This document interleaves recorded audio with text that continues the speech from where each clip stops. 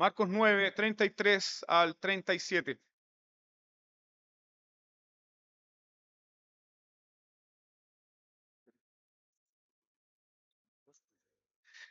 Hay tanto espacio aquí, hermanos, que podemos tener muchas cosas.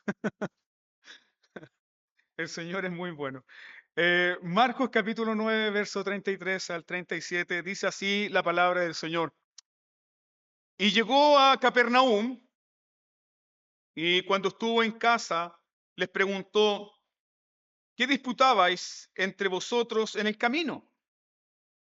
Mas ellos callaron, porque en el camino habían disputado entre sí quién había de ser el mayor.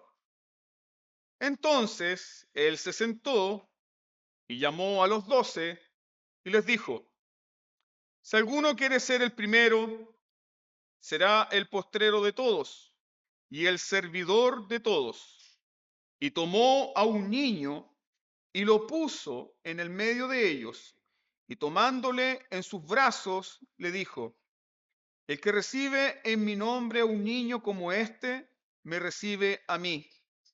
Y el que a mí me recibe,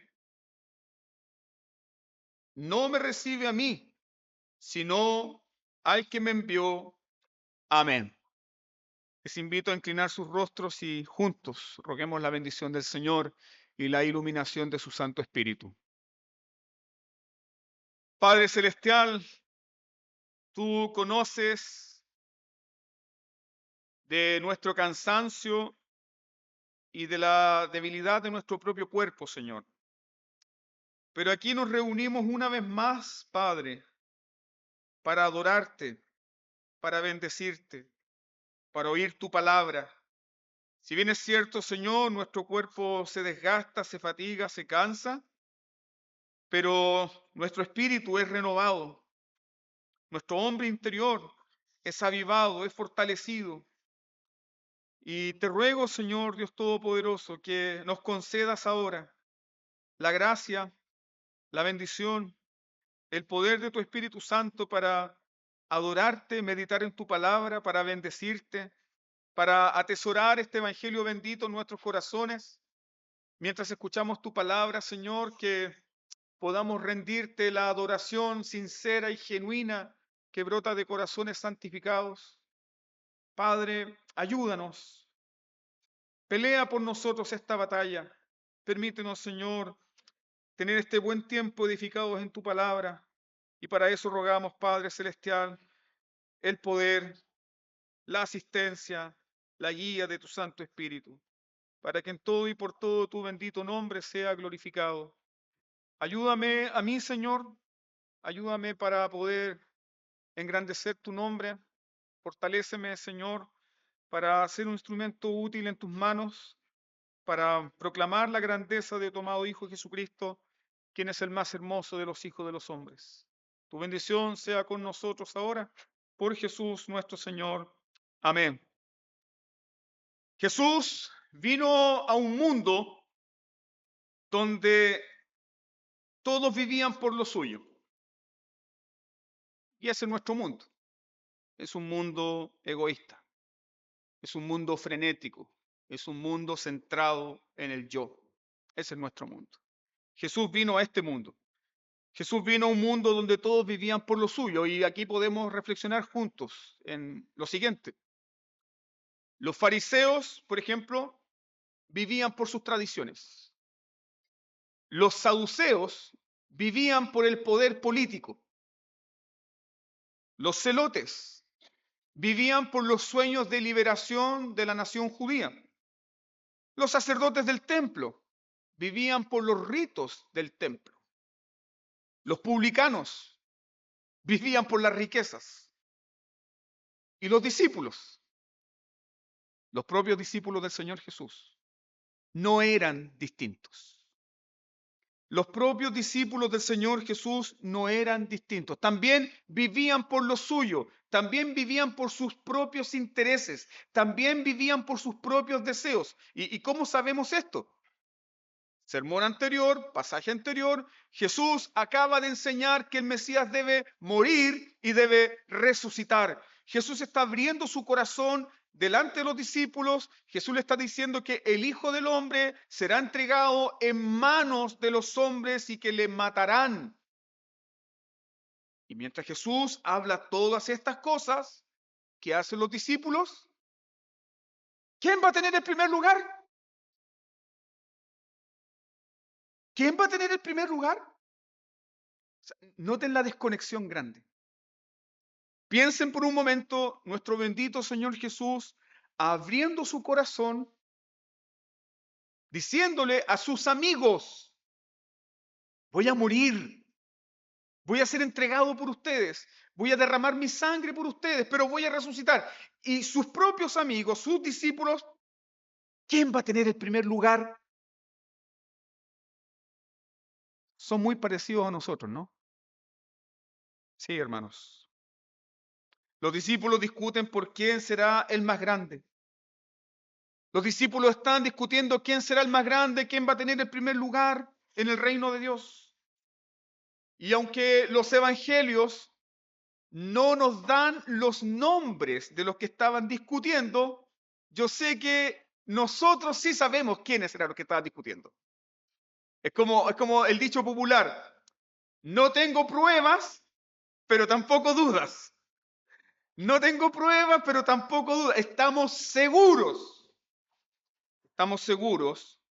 de que los que estaban discutiendo ahí, quién tendría el primer lugar, fueron estos 3 discípulos que estuvieron con Jesús en el monte de la transfiguración. ¿Recuerdan quiénes estuvieron ahí? Pedro, Santiago y Juan. Pedro, Santiago y Juan. ¿Quiénes eran estos discípulos? Los más cercanos a Jesús. Pedro, Santiago y Juan eran el círculo íntimo de Jesús. Así que probablemente esta discusión surgió de esta manera. Pedro pudo haber dicho, yo seré el primero en el reino de Dios. Y a los hijos del trueno no les gustó la idea. Y comenzaron la discusión. Comenzó una discusión acalorada. Tan acalorada es esta discusión que la palabra que se menciona acá, que es debatir, en el griego es dialogizomai. Suena raro, suena como remedio, pero significa esto. Significa que tenían una discusión acalorada, era un debate intenso, no era una conversación tranquila. Y no estaban conversando tranquilamente. Mira, Pedro, ¿qué te parece si tú eres el primero? No, la verdad es que yo creo que tú, Juan, tienes que ser el primero. No, la verdad es que Santiago debe ser el primero. No, no estaban conversando de una forma tranquila. No estaban debatiendo sus diferencias de forma tranquila. Era una disputa. Era una disputa acalorada. Era una discusión tensa. Era una discusión motivada por el orgullo. Es el orgullo que da origen a toda discusión acalorada. Porque el orgullo no admite razonamiento. El orgullo solamente quiere tener razón y pelear hasta el fin. Eso es un orgulloso. Quiere tener la última palabra. Eso hace un orgulloso. Meditemos juntos, hermanos. Buscar la preeminencia. Buscar el primer lugar. Desear ser el primero en todo.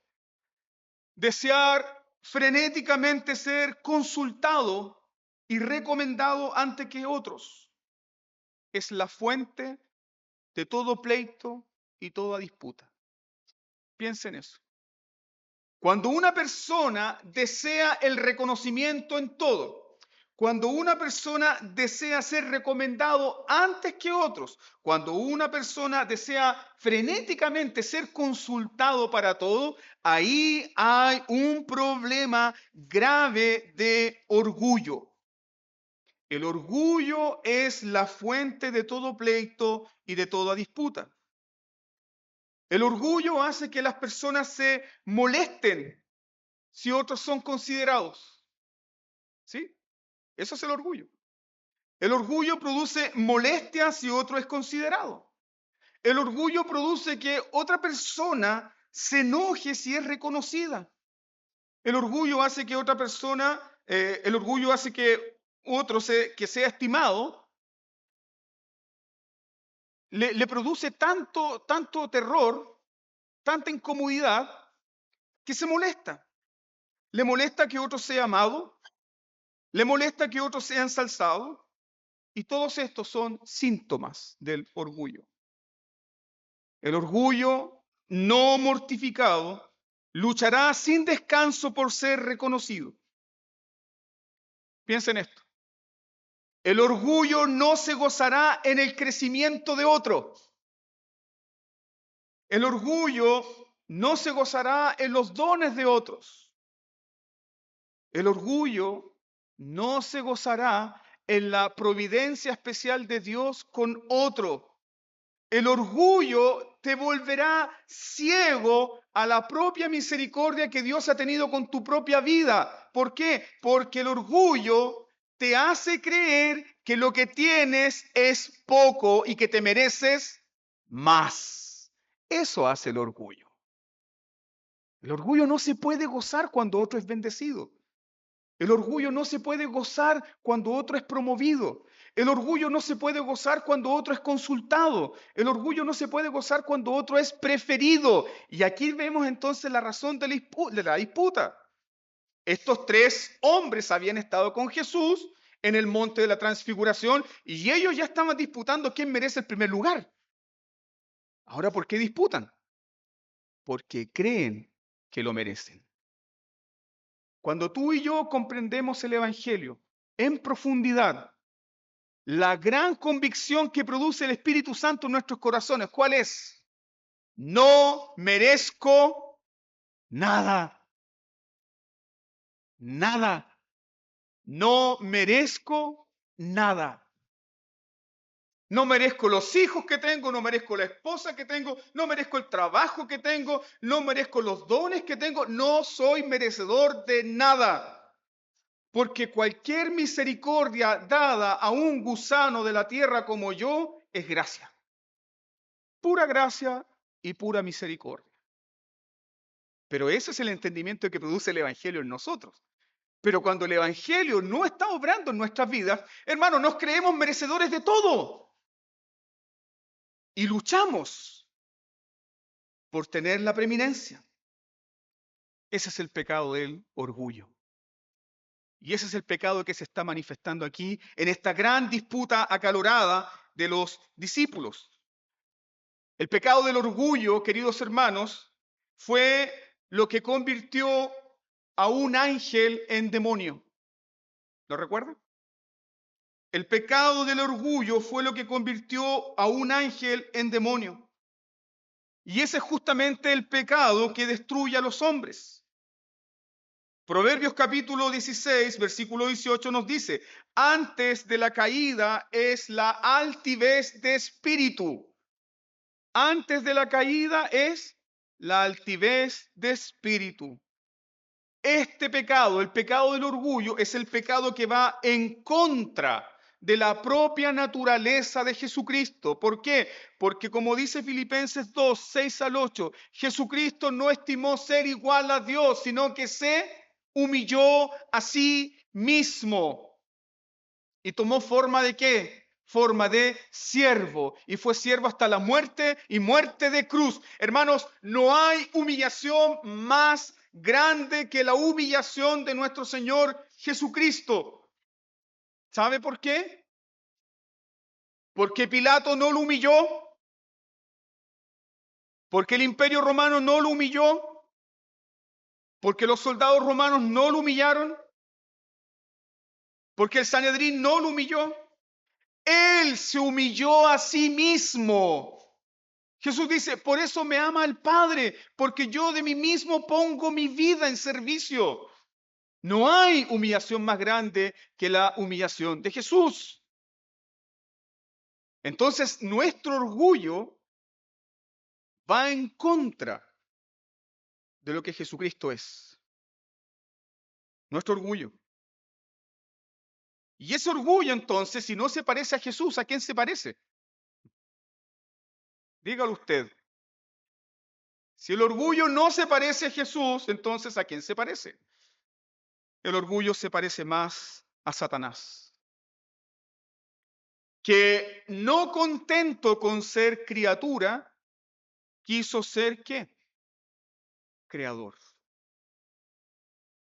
Subiré a las alturas. Isaías capítulo 14 lo dice. Subiré a las alturas. Seré semejante al Altísimo. Me sentaré en el trono en los lugares del norte. No contento con ser criatura, quiso ser creador. Entonces aquí hay un punto para reflexión para todos nosotros. Constantemente las iglesias, y hablo de todas las iglesias evangélicas en general, no estoy hablando de ninguna en particular, constantemente las iglesias ponen mucho cuidado a los pecados escandalosos. ¿Cuáles pecados escandalosos?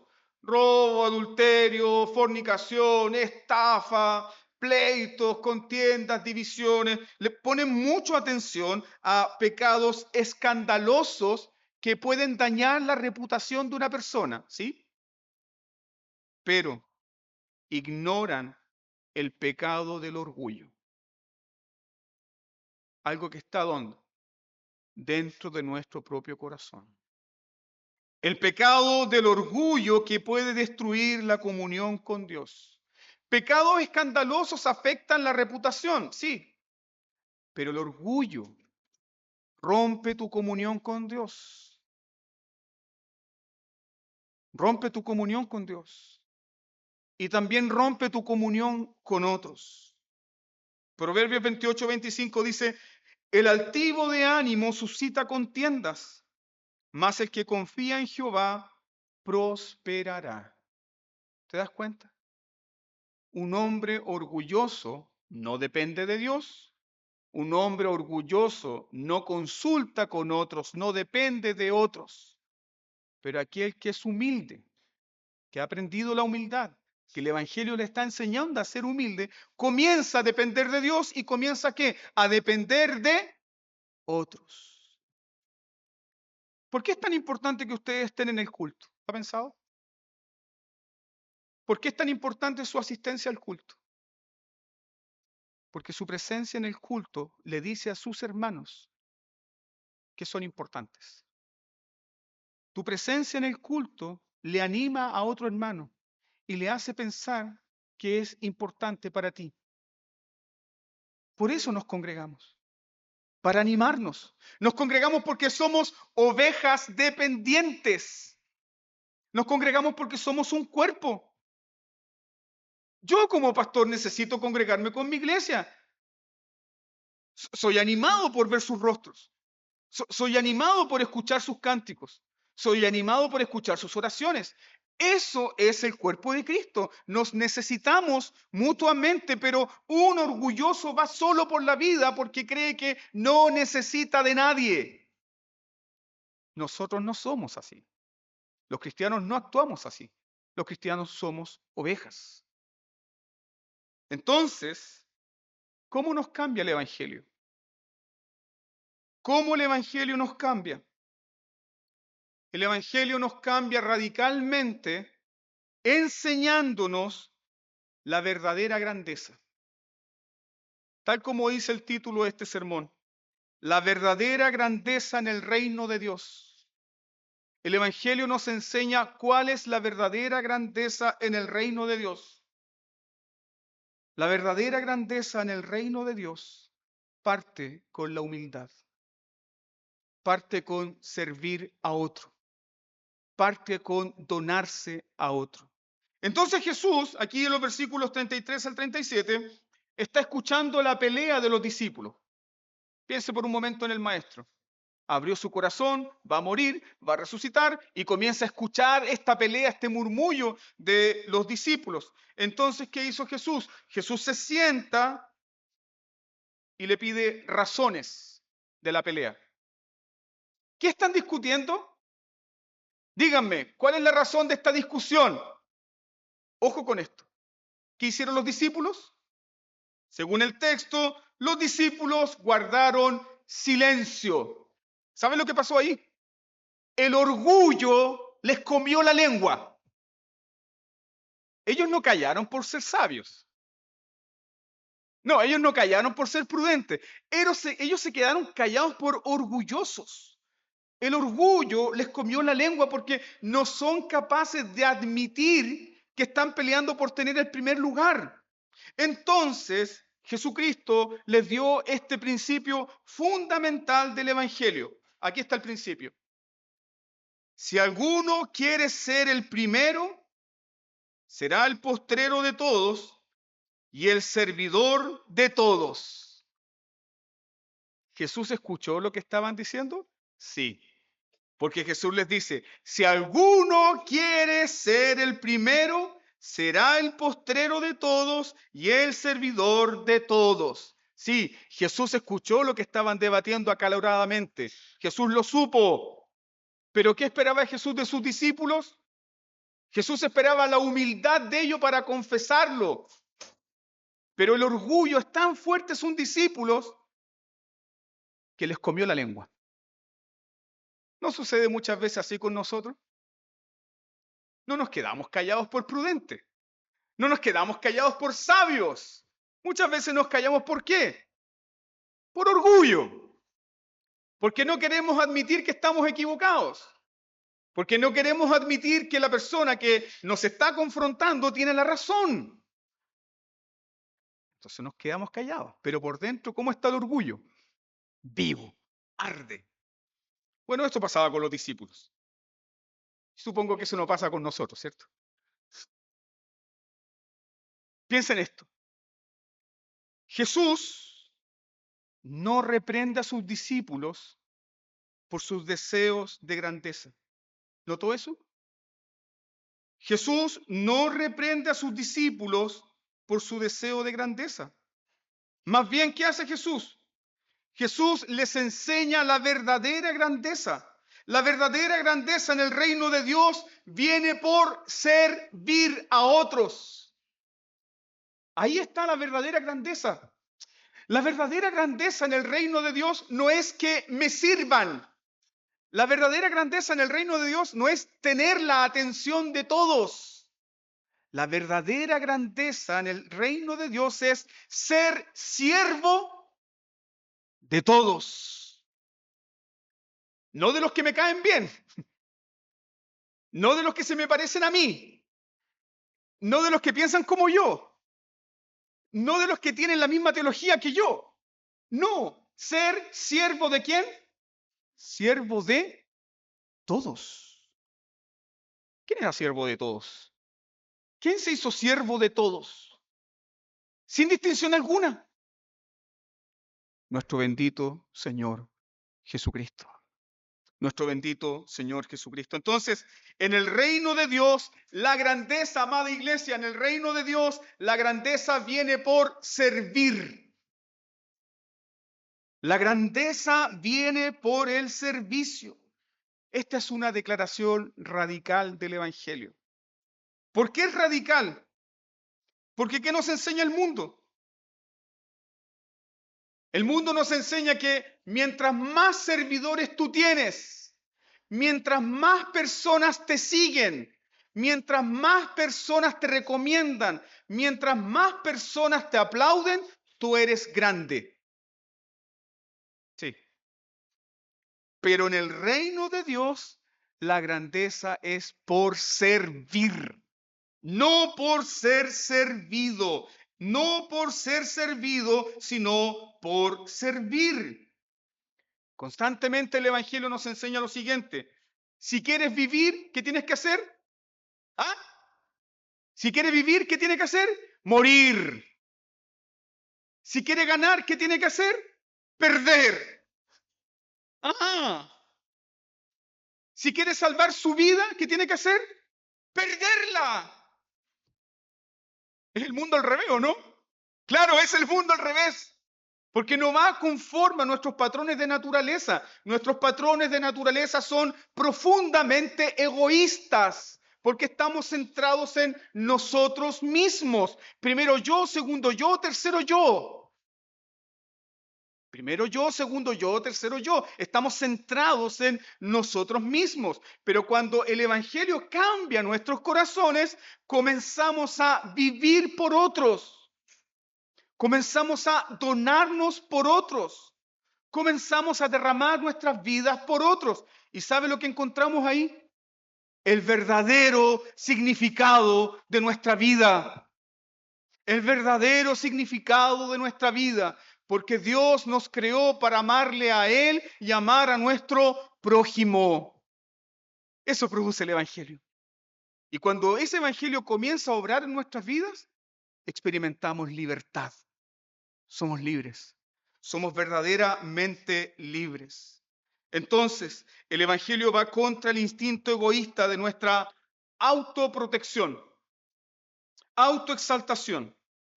El mundo enseña que nosotros alcanzamos la grandeza cuando tenemos muchas personas que nos sirven. Pero Jesús nos dice que la grandeza en el reino de Dios se alcanza ¿cómo? Sirviendo. ¿Quieres ser grande en el reino de Dios? ¿Cuál es el camino? Sirva. Sirva. Dónate. Repártete. Derrámate por otro. Derrámate por otro. Sirve. Dona. Da tu tiempo. Da tus recursos. Da tu energía. Dónate por el reino de Dios. ¿Vale la pena hacerlo? Sí, porque Jesús se entregó por ti. Sí, porque Jesús se entregó por ti. Sin reservas, sin medidas. Él se entregó completamente por ti. ¿Y cuándo se entregó por ti?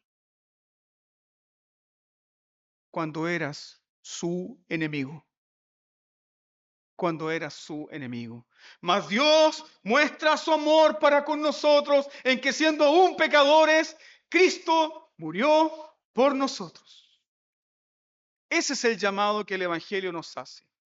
¿Quieres la grandeza en la iglesia? No, pastor, ¿cómo se le ocurre? Si yo quiero ser este hermanito que barre la esquina nomás. No. Hermanos, buscar la grandeza en el reino de Dios no es algo malo, eso es lo que está diciendo Jesús. Pero la grandeza se alcanza ¿cómo? Siendo el siervo de ¿quién? El siervo de todos. El siervo de todos. Viviendo, sirviendo, donándote, derramándote para otros. La grandeza en el reino de Dios viene por el servicio y aquí Jesús nos pone un ejemplo muy claro, muy gráfico. ¿Cuál ejemplo? Mira el versículo 36. Jesús está diciendo que la grandeza en el reino de Dios viene por el servicio. ¿Sí? Y ahora Jesús va a poner un ejemplo vívido de servir. Versículo 36. ¿Qué hizo Jesús? Tomó a un niño y lo puso en medio de ellos. Mira el ejemplo hermoso. ¿Quieren donar sus vidas? ¿Quieren realmente ser grandes en el reino de Dios? Es lo que le está diciendo Jesús a estos discípulos. ¿Quieren realmente tener el primer lugar? Entonces sirvan a aquellos que no te pueden retribuir. En la cultura judía, ¿quiénes no podían retribuir en nada? Los niños. Los niños. Jesús está tomando un niño, lo está poniendo en el medio, está diciendo, ¿quieres ser grande? Incluso tienes que ser servidor de este pequeño. Incluso tienes que ser un servidor de este pequeño. ¿Le molestaban a los niños a Jesús? ¿Le molestaban a los niños a Jesús? ¿No? ¿Pero a los discípulos? ¿Ah? Sí. Los comentaristas bíblicos dicen esto. que probablemente esta era la casa de Pedro, porque están en Capernaum. Hay un comentarista que se llama Ben Witteriton y él dice que probablemente esta era la casa de Pedro, mientras estaban en Capernaum.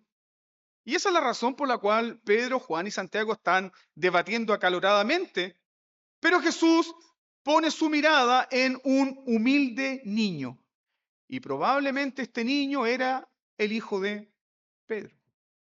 No lo dice el texto, pero es lo que dicen los comentaristas bíblicos. Sin embargo, lo que hace Jesús es lo siguiente: toma a este niño, que es el símbolo de alguien que no merece nada. Es el símbolo en el siglo I de alguien que no tiene estatus social. Recuerden ustedes que en el siglo I, en el Imperio Romano, existía lo que se conoce como el infanticidio. Y era legal. Si algún niño nacía con una deformidad física, si algún niño nacía con algún problema mental, si algún niño nacía con algún impedimento, existía el infanticidio. Eran eliminados esos niños. Jesús toma a este niño y lo pone en el centro. ¿Qué significa esto? ¿Quieres saber cómo servir? Sirve a aquellos que no te pueden retribuir en nada. ¿Las madres sirven a Dios? Sí. ¿Y cómo sirven a Dios dedicadamente? Dando su tiempo, derramándose, repartiéndose por hijos que en su pequeñez no pueden dar nada, absolutamente nada. Ahora quisiera yo poner este ejemplo de servir a aquellos que no nos pueden retribuir. Para un pastor, ¿cómo sería esto? Sería donarse, repartirse y entregar sus mejores enseñanzas, no a la academia donde podría recibir algún tipo de aplauso y reconocimiento, sino a través de personas sencillas, humildes. Un niño, un joven, un anciano. Y esto fue en particular algo que me sucedió a mí, con una querida hermana que partió a la presencia del Señor.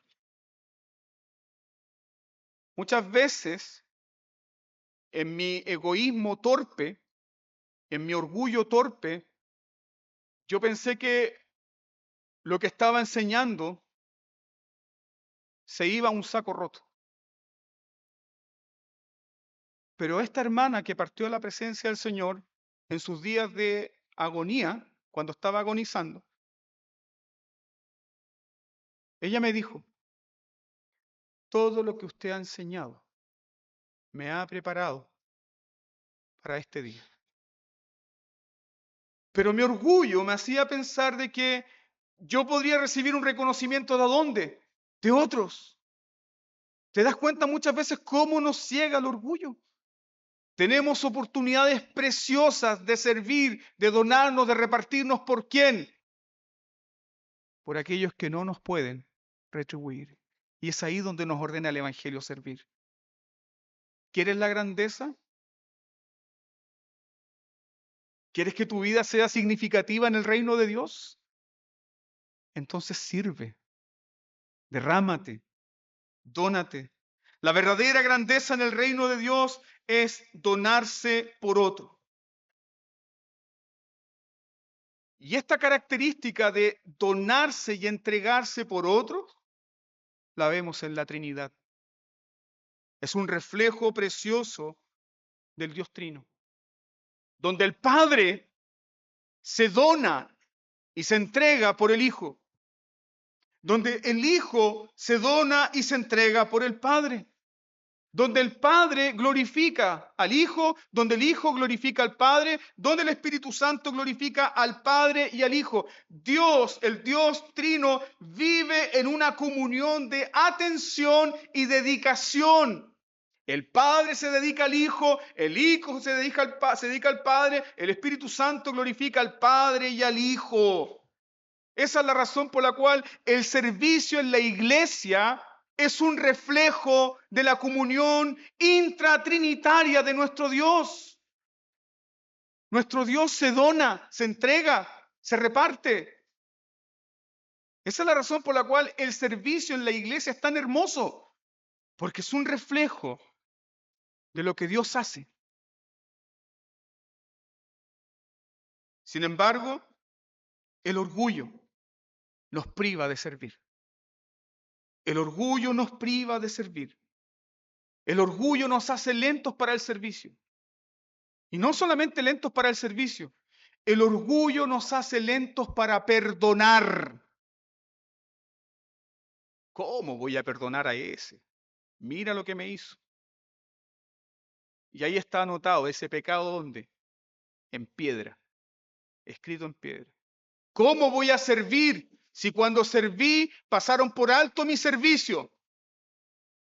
Pastor, no me pida servir porque yo he tenido malas experiencias sirviendo a la iglesia. Pero la grandeza, amado hermano, viene por eso, viene justamente por morir y servir a otros, incluso a otros que no te van a reconocer.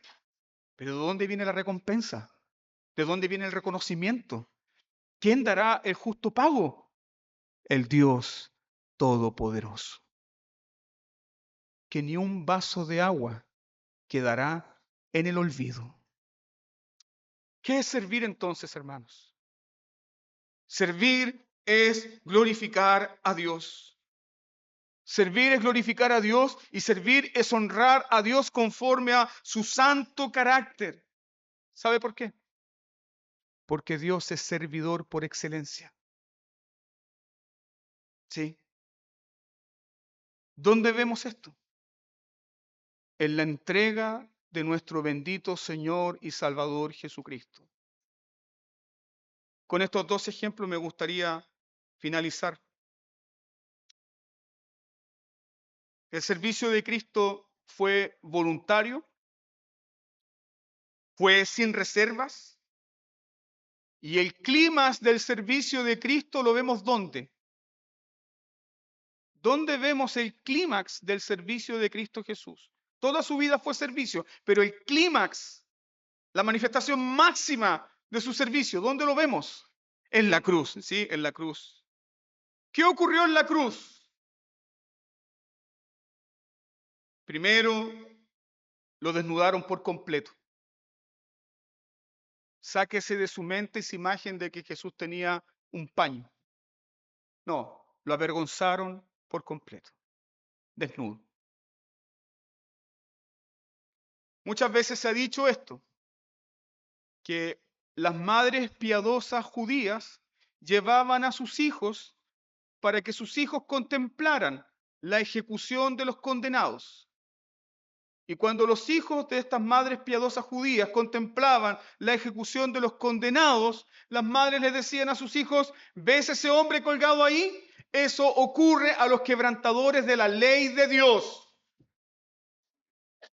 Pero Jesús está ahí no por quebrantar la ley. Jesús está ahí porque tú has fallado. Jesús está ahí porque tú fallaste. Jesús está ahí porque tú no puedes cumplir. Jesús está ahí porque tú no puedes presentar un servicio excelente. Pero Él es el siervo perfecto. Y como Él es el siervo perfecto, Él con su perfecto servicio califica todo nuestro servicio, por muy torpe que sea. Y esa es la razón por la cual Dios nos invita a servirle. Dios nos llama a hacer buenas obras, porque nuestras buenas obras fueron preparadas por Dios a través de Jesucristo. Y cada acción, cada servicio que tú haces por otro, tiene el sello, tiene la marca de Jesús. De lo contrario, si no estuvieran en Jesús esas obras son razón para nuestra propia condena, porque no son suficientes. Pero cada servicio a la iglesia, cada vez que haces algo por la iglesia, cada vez que haces algo por tu hermano, cada vez que haces algo por alguien que no te va a retribuir, honra a Dios, glorifica a Dios, exalta el sacrificio de Jesús. ¿De qué manera Jesús sirvió en la cruz? Piensa por un momento en eso. Fue desnudado y le ofrecieron vino mezclado con mirra, pero él no lo tomó. Él no lo tomó. ¿Qué era este vino mezclado con mirra? Era una especie de brebaje para que los condenados en la cruz pudiesen soportar los sufrimientos. Pero ese tipo de brebaje les hacía perder la razón, la conciencia. Ese brebaje los adormecía. Era como una especie de calmante para soportar el horror de la cruz. Era una especie de calmante para aliviar en parte los sufrimientos. Pero Cristo Jesús no quiso beberlo. Ahora pregúntate conmigo, ¿por qué razón no quiso beberlo? ¿Cuál es la razón? Hermanos, porque Él está de servicio. ¿Entiende? Él está de servicio. Él está sirviendo. Él está desnudo. Él está colgado. Él está siendo humillado. Él tiene razones suficientes para decir, no me molesten, no me pidan nada, estoy ocupado. Pero Él está pendiente. Él está consciente, Él está dispuesto para donarse, incluso para un ladrón que está colgado a su lado. Y ese ladrón que está colgado a su lado le dice, cuando vengas en tu reino, acuérdate de mí. ¿Te das cuenta que Jesús en la cruz cumple con su fiel servicio de donarse y de entregarse por otros? Eso es lo que produce el Evangelio. El Evangelio saca tu mirada de tu dolor. El Evangelio saca tu mirada de tu lástima. El Evangelio saca tu mirada de tu autocompasión. El Evangelio saca tu mirada de que no me han reconocido, no me han dado el valor, no me han dado la atención que yo merecía. No, el Evangelio te saca todas esas tonteras y te centra en Jesucristo, el Hijo de Dios, que siendo el Rey de la gloria, no se centró en sí mismo y en la mismísima cruz estuvo dispuesto a servir a otro. Segundo ejemplo, de la misma manera Jesús, estando en la cruz, contempló a su madre. ¿Sí? ¿Y qué le dijo a su discípulo amado?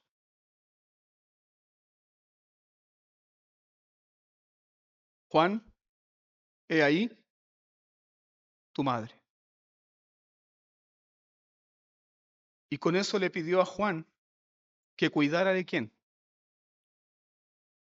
De su madre. ¿Cómo sirve Jesús? Sin reservas, completamente, como dice el Evangelio, que Jesús los amó y los sirvió hasta el final. ¿Cómo es el servicio entonces que nosotros debemos presentar? Sin reservas, sin excusas, sin esperar nada a cambio. Donarnos y entregarnos por aquellos que no nos pueden retribuir. Ese es el servicio al cual estamos llamados. La pregunta es, ¿lo vale? ¿Lo vale? ¿Lo vale? La sangre divina del Hijo de Dios lo vale. Lo vale. Entonces Jesús nos dice que si alguno quiere ser el primero, será el postrero de todos y el servidor ¿de quién? De todos. ¿Anhelas servir a tu iglesia? Sírvelos a todos.